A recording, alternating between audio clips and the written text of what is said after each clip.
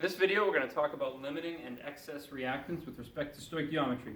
So in a chemical reaction, sometimes you're given two amounts of different reactants, and you got to figure out how much product you should be able to make.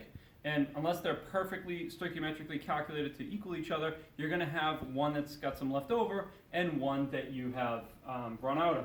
So in this case, our problem says if 88 grams of propane, C3H8, combusts in the presence of 96 grams of oxygen, how much water can be formed? So what we would do then is we would take our amounts of each reactant, and we have those in grams. And whenever we want to compare amounts of different substances in chemistry, we have to first convert to moles. So we do that. We say, all right, if I have 88 grams of propane, and 1 mole of that weighs 44 grams, and again we get that from the average atomic masses on the periodic table, we would find that we have 2 moles of propane to react. Now from that, looking at our balanced chemical equation, you can see that we get 4 moles of water for every 1 mole of propane that we use up. Therefore, from the propane, we'd be able to make 8 moles of water. Now, looking at the oxygen, we see we have 96 grams, since O2, 32 grams per mole. We have 3 moles of oxygen to react. So from that, we can see we get 4 moles of water for every 5 moles of oxygen, and that means we could make from our oxygen 2.40 moles of water. And now, since that's the lesser amount that we can make, that means we're going to run out of our oxygen, and that is our limiting reactant. So we use that to determine how much product we actually make. So, since 1 mole of water weighs 18 grams, we can see that theoretically we should get 43.2 grams of water. So, again, the one that lets you make less of the product is going to be your limiting reactant. Just like if you had 16 wheels and 10 bike frames, how many bikes did you make? Well, you'd only be able to make 8 bikes because you'd run out of your wheels before you could use all your frames.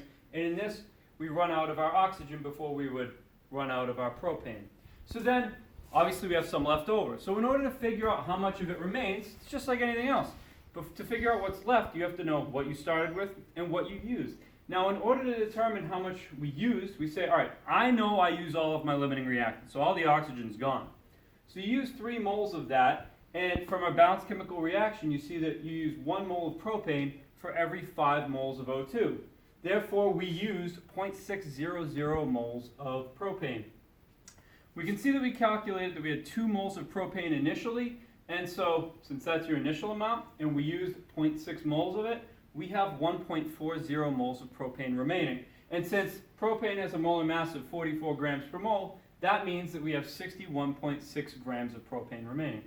Given a problem like this, where you're making a certain amount of product, we could also calculate percent yield. So if we actually, physically, were only able to collect 30 grams of that water that was produced, what's the percent yield? So we predicted, or theoretically, we should make 43.2 grams, but in actuality, we only gained 30. So 30 over 42.3 times 100, because we're talking about a percentage, means you could get 69, you got 69.4% yield. So this covered limiting reactants, calculating the amount of excess reactants, as well as percent yield.